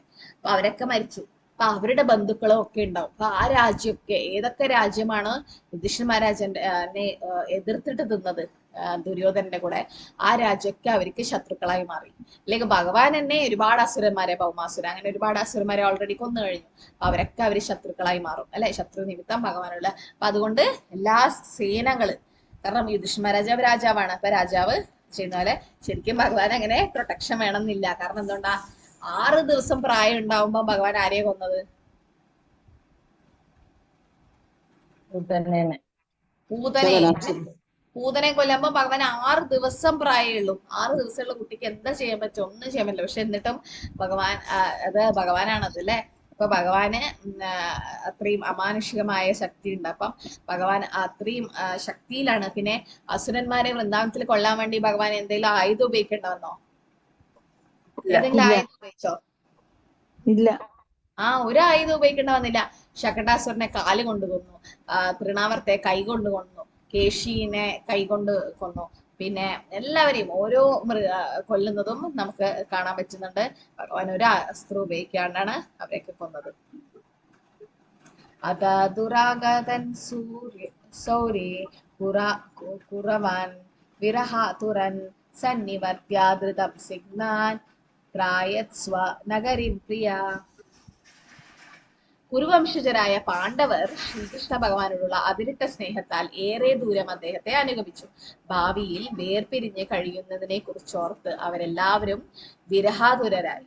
എങ്കിലും ഭഗവാൻ അവരെ കൊട്ടാരത്തിലേക്ക് മടങ്ങിപ്പോകാൻ പ്രേരിപ്പിച്ച ശേഷം തന്റെ സഹചാരന്മാരോടുകൂടി ദ്വാരകയിലേക്ക് യാത്ര തുടർന്നു. അപ്പം നമ്മളിപ്പം വീട്ടില് ഗസ്റ്റ് ഒക്കെ വന്നു കഴിഞ്ഞാൽ കുറച്ച് ദൂരം അവര് പോകുന്നത് വരെ അവരെ കൂടെ ചിലപ്പോ പോകും അല്ലെ. അത്രയും സ്നേഹമുള്ള ആൾക്കാരൊക്കെ ആണെങ്കിൽ. അപ്പം പാണ്ഡവര് അതുപോലെ ഭഗവാന്റെ കൂടെ തന്നെ പോയി. എന്നിട്ട് പക്ഷെ ഭഗവാൻ പറഞ്ഞു നിങ്ങൾ തിരിച്ചു പോണം എന്ന് പറഞ്ഞിട്ട് അങ്ങനെ ഭഗവാൻ എല്ലാവരെയും കൂടെ തിരിച്ചു പോയി എന്നാ പറയുന്നത്. പക്ഷെ അവര് ഭഗവാൻ ഇല്ലാതെ എങ്ങനെ ഭാവിയിൽ വേർപിരിഞ്ഞു കഴിയുന്നതിന് ഓർത്ത് അവര് വിരഹാദുഃഖരായത്. ഭഗവാനുമായിട്ട് പിരിഞ്ഞിരിക്കാൻ ഒരിക്കലും ഭക്തന്മാർക്ക് കഴിയില്ല. ഇതിൽ പറഞ്ഞ ഭഗവാനും ഭക്തന്മാരും തമ്മിലുള്ള ആ ഒരു അതീന്ദ്രിയ കൈമാറ്റം, ആനന്ദത്തിന്റെ നിലവാരം പോലും താരതമ്യം ചെയ്യാൻ കഴിയാത്ത ഒരു ആനന്ദമാണ് ആസ്വദിക്കുക അല്ലെ. ആ ഒരു ആനന്ദം, ഭഗവാനും ഭക്തന്മാരുള്ള ഒരു ആനന്ദം ബ്രഹ്മാനന്ദത്തിന് പോലും, അതായത് സായുജ്യ മുക്തി കിട്ടി ബ്രഹ്മത്തിൽ ലയിക്കുന്ന ആ ഒരു മുക്തിക്ക്, ആ ഒരു ഇതിനെ വേണ്ടും നമുക്ക് താരതമ്യപ്പെടുത്താൻ പറ്റില്ല. ഭഗവാനും ഭക്തന്മാരിലെ ബന്ധാണത്. കുരുജംഗള പഞ്ചാലൻ സുരസീനാൻ സയാമുനാൻ ബ്രഹ്മവർത്തം കുരുക്ഷേത്രം മത്സ്യാൻ സരസവാൻ താൻ അതാ മാരുതന്വം അതിക്രമ്യ സൗവിരാഭിയരോ പരാൻ അനർത്ഥാൻ ഭാർഗവോപഹാൻ ശാന്തവഹോ മനഃവിഭൂ. 34-35 ശ്ലോകങ്ങൾ ഒരുമിച്ചിട്ടാണ്. അല്ലയോ ശൗനക, ഭഗവാൻ കുരുജംഗലം, പാഞ്ചാലം, ശുരസേനം, യമുനാ നദീതീരത്തിലുള്ള പ്രദേശം, ബ്രഹ്മവർത്തം, കുരുക്ഷേത്രം, മത്സ്യം, സരസ്വതാം എന്നീ ദേശങ്ങളിലൂടെയും മരുഭൂമികൾ നിറഞ്ഞ പ്രവിശ്യങ്ങളിലൂടെയും ജലദൗർലഭ്യമുള്ള പ്രദേശത്തിലൂടെയും സഞ്ചരിച്ച് ദ്വാരകയിലേക്കുള്ള അദ്ദേഹത്തിന്റെ പ്രയാണം തുടർന്നു. ഈ പ്രദേശങ്ങളെല്ലാം തരണം ചെയ്ത് ഉത്തരോത്തരമായി സൗവീര, ആംബീര എന്നീ പ്രവിശ്യങ്ങളിലെത്തി. അനന്തരം അവിടെ നിന്നും പശ്ചിമ ദിശയിൽ സഞ്ചരിച്ചൊടുവിൽ ദ്വാരകയിൽ എത്തിച്ചേർന്നു. അപ്പം ഭഗവാൻ ഇങ്ങനെ സഞ്ചരിക്കുന്ന സമയത്ത് സൂര്യാസ്തമയത്തിന് ശേഷം സഞ്ചരിക്കാറില്ല. സൂര്യോദയം മുതൽ സൂര്യാസ്തമയം വരെ എന്നിട്ട് ആ സ്ഥലത്ത് നിൽക്കും. എന്നിട്ട് അവിടെ സന്ധ്യാവന്ദനം അതൊക്കെ ചെയ്ത് കഴിഞ്ഞിട്ട് പിന്നീട് അടുത്ത രാജ്യത്തിൽ അങ്ങനെ ഇതൊക്കെ കടന്ന് ഭഗവാൻ എവിടെ എത്തി? ദ്വാരകയിലേക്ക് എത്തി. അവസാനത്തെ ശ്ലോകത്തിൽ എന്താ പറയുന്നത്? തത്ര തത്രാഹ തത്രായ ഹരി ധാരണ സായം ബേചേദിഷ പശ്ചാത് കവിഷ്ടോകം ഗതസ്തഥാ. സോ യാത്രയിലുടനീളം ഈ പ്രദേശങ്ങളിലെല്ലാം ജനങ്ങൾ ഭഗവാനെ സ്വാഗതം ചെയ്യുകയും ആരാധിക്കുകയും നിരവധി പാരിതോഷങ്ങൾ നൽകുകയും ഉണ്ടായി. എല്ലാ സ്ഥലങ്ങളിലും സായാഹ്നങ്ങളിൽ സന്ധ്യാനുഷ്ഠാനങ്ങൾ നിർവഹിക്കാനായി ഭഗവാൻ യാത്ര അവസാനിപ്പിച്ചു. സൂര്യാസ്തമയത്തിന് ശേഷമാണ് ഇത് പതിവായി അനുഷ്ഠിച്ചു പോരുന്നത്. അപ്പം ഭഗവാനും നമ്മളിപ്പം സൂര്യാസ്തമയത്തിന് ശേഷം ഗായത്രി മന്ത്രം ചൊല്ലണം, അല്ലെങ്കിൽ നമുക്ക് അങ്ങനെ രാവിലെ ഉച്ചക്ക് വൈകുന്നേരം ഗായത്രി ബ്രാഹ്മണിക്ക് ഇനീസിയേഷൻ എടുത്തു കഴിഞ്ഞാൽ, സെക്കൻഡ് ഇനീസിയേഷൻ എടുത്തു കഴിഞ്ഞാൽ ചെയ്യണം. അപ്പൊ അതൊക്കെ നമ്മൾ അങ്ങനെ ചെയ്യുന്നത്. അപ്പൊ ഭഗവാനും ചെയ്യേണ്ട ആവശ്യമില്ല. നമ്മൾ പ്രാർത്ഥിക്കുന്നത് തന്നെ ഭഗവാന് വേണ്ടിയിട്ടാണ്, ഭഗവാനെ കിട്ടാനാണ്, അല്ലെങ്കിൽ ഭഗവാന്റെ അടുത്താണ് പ്രാർത്ഥിക്കുന്നത്. ആ ഭഗവാൻ എന്തിനു വേണ്ടിയിട്ടാണ് സൂര്യാസ്തമയത്തിന് ശേഷം ഇങ്ങനെ ചെയ്യേണ്ട ആവശ്യം? ബാക്കിയുള്ളവർ ചെയ്യാൻ വേണ്ടി അതുപോലെ. തന്മാർക്ക് കാട്ടിക്കൊടുക്കാന്. ആ യദ്യദാചരതി ശ്രേഷ്ഠോ തത്തത് ഏവേതരോ ജനാശയത് പ്രമാണം കുരുതേ ലോകസ്തുതൻ വർത്തത്തെ. അപ്പം ഓരോരുത്തർ ചെയ്യുന്ന കാര്യം, വലിയ വലിയ ആൾക്കാർ ചെയ്യുന്ന കാര്യം സാധാരണ ജനങ്ങൾ ഫോളോ ചെയ്യും. ഇപ്പം ഭഗവാൻ പരമദിവ്യത പുരുഷനാണ്, എന്താണ് പരമ പുരുഷനാണ്, അല്ലെങ്കിൽ സത്യമാണ്, ഏറ്റവും വലിയ സത്യമാണ് ഭഗവാൻ. പക്ഷെ എങ്കിൽ കൂടി ഭഗവാൻ മനുഷ്യരൂപത്തിൽ വന്നതുകൊണ്ട് ഇപ്പൊ എങ്ങനെയാണോ ഓരോ ലീലകൾ ചെയ്യുന്നത് പോലെ ഭഗവാൻ ആ സന്ധ്യാവന്ദനം കാണിച്ചു തരാണ് എങ്ങനെ ചെയ്യേണ്ടത് എന്നുള്ളത്. അപ്പൊ യാത്രയിലായിരുന്ന വേളയിലും ധർമ്മതത്വങ്ങൾ ഭഗവാൻ പതിവായി അനുഷ്ഠിച്ചു വരുന്നുവെന്ന് ഈ പ്രസ്താവനയിൽ നമുക്ക് മനസ്സിലാക്കാം. അപകാമ്യ കർമ്മങ്ങൾ, ബാധ്യതകൾ ഭഗവാൻ പോലും വിധേയരാണ്, അല്ലെങ്കിൽ ആ മനുഷ്യരൂപത്തിൽ വന്നപ്പോൾ ഭഗവാൻ അത് ചെയ്യുന്നതാണ്. കർമ്മഫലങ്ങളുടെ ഗുണദോഷങ്ങൾ ഭഗവാൻ ബാധിക്കുന്നില്ല. ഭഗവാൻ നിരപേക്ഷനാകിയാൽ അദ്ദേഹത്തിന്റെ കർമ്മങ്ങളൊക്കെയും ഏവരുടെയും നന്മയ്ക്കായിട്ടാണ് ചെയ്യുന്നത്. എന്നാൽ ഭൂമിയിൽ അവതരിക്കുമ്പോൾ ഭക്ത സംരക്ഷണത്തിനും വേണ്ടിയിട്ട് ഭഗവാൻ എന്ത് ചെയ്യും? അഭക്തരുടെ വിനാശത്തിനും വേണ്ടി ഭഗവാൻ പ്രവർത്തിക്കുന്നു, അല്ലെ? അപ്പൊ ഭഗവാൻ അത് ലീലകൾ കാണിച്ചു തരാണ് എങ്ങനെയാണ് നമ്മൾ ചെയ്യേണ്ടത് എന്നുള്ളത്. പിന്നെ സൂര്യാസ്തമയത്തിന് ശേഷം ഭഗവാൻ യാത്ര ചെയ്യാറില്ല. അപ്പൊ മനുഷ്യ സമൂഹത്തിൽ ഭഗവാൻ പറഞ്ഞപ്പോൾ എല്ലാവരുടെ കർത്തവ്യമാണ് ഭഗവാൻ കാണിച്ചു തരുന്നത്, എങ്ങനെ ഭഗവാൻ നിർവഹിക്കുന്നു എന്ന് കാണിച്ചു തരുന്നത്. എന്നാൽ ചിലപ്പോഴൊക്കെ ജീവാത്മാക്കൾക്ക് അനുകരിക്കാനാവാത്ത ചില അമാനുഷിക കൃത്യങ്ങൾ ഭഗവാൻ നിർവഹിക്കുന്നു.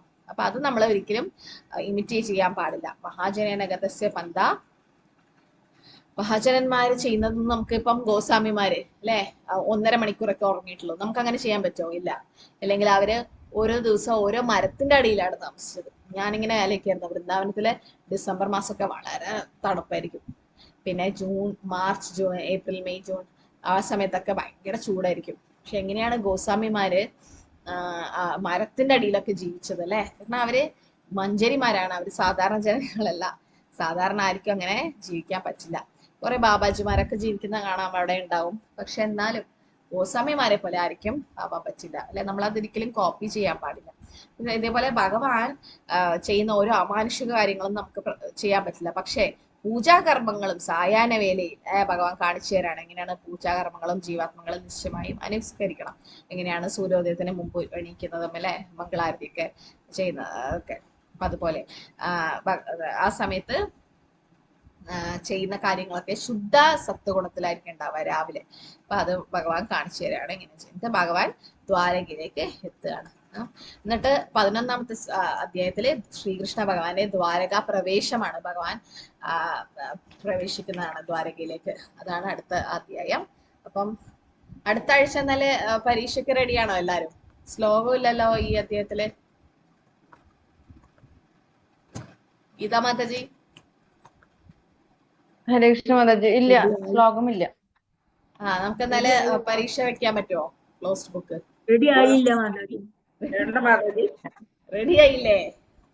പഠിച്ചിട്ടില്ല. പഠിച്ചില്ല? ഇല്ല. എന്താ ഭാവാർത്ഥം വായിക്കല്ലേ വേണ്ടു? ഭാവാർത്ഥം വായിച്ചു പോയാ പോരെ? ശരി, അപ്പൊ അടുത്ത ആഴ്ച എന്താ ചെയ്യാ നോക്കാം. നമുക്ക് റിവിഷൻ പോലെ ഈ അധ്യായം തന്നെ ഒന്നും കൂടെ റിവിഷൻ പോലെ എടുക്കാം. മാതാജി ഭക്തിവൃക്ഷ വെക്കുന്നെന്ന് പറഞ്ഞില്ലായിരുന്നു? ഏതാ ഭക്തിവൃക്ഷ? അതുണ്ടായിരുന്നെങ്കിൽ നല്ലതായിരുന്നു. നമുക്ക് ശരിക്കും ഉണ്ടായിരുന്നില്ല, ഒരു സ്റ്റഡി ഗ്രൂപ്പ് ഉണ്ടായിരുന്നില്ല ഗീതാ മാതാജി ഈ ക്ലാസ്സിന്. പക്ഷെ അതിപ്പം പിന്നെ ഇല്ലാണ്ടായി, അല്ലേ? വിജയകുമാരി മാതാജി എല്ലാവരും ഉണ്ടായിരുന്നില്ല മാതാജി. ഗിരിജ മാതാജി കേറാൻ ആരും ഉണ്ടാകാറില്ല, അതുകൊണ്ടൊക്കെയാണ് അതെല്ലാം ഉണ്ടായത്. അല്ല, പക്ഷെ നിങ്ങക്ക് ഇപ്പൊ വായിക്കാലോ, എല്ലാവർക്കും കൂടെ ചേർന്നിട്ട് ഭാവാർത്ഥമൊക്കെ വായിക്കാലോ. ഈ ക്ലാസ്സിലെ ആൾക്കാർക്ക് ഒരു ദിവസം ഏതൊക്കെ ഒരു ദിവസം ആഴ്ചയിൽ 2 ദിവസം മറ്റേ കൂടിയിട്ട് നിങ്ങൾക്ക് ഭാവാർത്ഥങ്ങൾ വായിച്ചിട്ടുണ്ടെങ്കിൽ അങ്ങനെയെങ്കിലും പരീക്ഷയ്ക്ക് നമുക്ക് പഠിക്കാൻ പറ്റും. ഉച്ചയ്ക്ക് വായിക്കുമ്പോഴായിരിക്കും ബുദ്ധിമുട്ട്. കൂടെ ഇരുന്നിട്ട് വായിക്കുമ്പം എല്ലാവരും കൂടെ വായിക്കുകയാണെങ്കിൽ രസമായിട്ട് അങ്ങനെ വായിച്ചു പോവായിരുന്നു. നിങ്ങൾക്ക് പറ്റുവാണെങ്കിൽ അങ്ങനെ ചെയ്യ്. എല്ലാവരും ഏത് സമയത്താണ് സൗകര്യം എന്നുള്ളത് പോലെ നോക്കിയിട്ട് അങ്ങനെ ചെയ്യാമല്ലോ. ഒറ്റയ്ക്ക് പഠിക്കുമ്പം വായിക്കുമ്പം ചെറിയൊരു ബുദ്ധിമുട്ടൊക്കെ ഉണ്ടാവും. അതുകൊണ്ടാ മാതാജി ഞാൻ പറഞ്ഞത്. ശ്ലോകം വൈഹാർട്ട് ഉണ്ടോ മാതാജി? പക്ഷെ ഗീത മാതാജിക്ക് അങ്ങനെ വെക്കാൻ പറ്റുമോ, അങ്ങനെ വായിക്കുന്നത് ഭക്തിവൃക്ഷം ഇല്ല പോലെ? മാതാജി, ഇല്ല മാതാജി, എനിക്ക് ടൈമില്ല, കിട്ടുന്നില്ല. കഴിഞ്ഞാണല്ലേ? ഞാനിവിടെ സാത്തൂർ വൃന്ദാവനത്തില് അപ്പൊ അത് അവിടെ ഉണ്ട്, ഭഗവാന്റെ സേവനങ്ങളൊക്കെ ഉണ്ട്. അത് കാരണം എനിക്ക് കിട്ടില്ല മാതാജി. വേറെ ഇപ്പൊ ആയിരിക്കാണോ സൗകര്യം? അപ്പം ഏതായാലും ഒരു ഭക്തി അങ്ങനെ ചെയ്യുമ്പോ നമുക്കൊരു ലീഡ്, ഒരു ഗ്രൂപ്പിന് ഒരു ലീഡ് വേണല്ലോ, ഗ്രൂപ്പ് വായിക്കുമ്പോ ഒക്കെ. നിങ്ങൾ ആലോചിക്കേ, വിരിച്ച മാതാജിനോട് ചോദിക്കേ. ഞാൻ ചെയ്യാം. ഹരേ കൃഷ്ണ. ഹരേഷ്ണ, ഞാൻ ചെയ്യാം. ശുചി സാവിത്രി മാതാജിക്ക് ചെയ്യാൻ പറ്റും അല്ലെ? അപ്പൊ അങ്ങനെയാണെങ്കിൽ ഏത് ദിവസാന്നുള്ളത് ഒന്ന് നോക്കിയിട്ട് എല്ലാവർക്കും കൂടെ അതൊന്ന് ഗ്രൂപ്പിൽ ഇട്ടാൽ എല്ലാവർക്കും ജോയിൻ ചെയ്യായിരുന്നു. പക്ഷെ ഏത് ദിവസാന്ന് പറഞ്ഞിട്ട് അതൊന്ന് മാതാജി ഇപ്പൊ ഏത് ദിവസമാണ് ചെയ്യാൻ സൗകര്യം? എപ്പോഴാ? 10 മണിക്ക് രാവിലെ, 10 മണിക്ക് ശേഷം.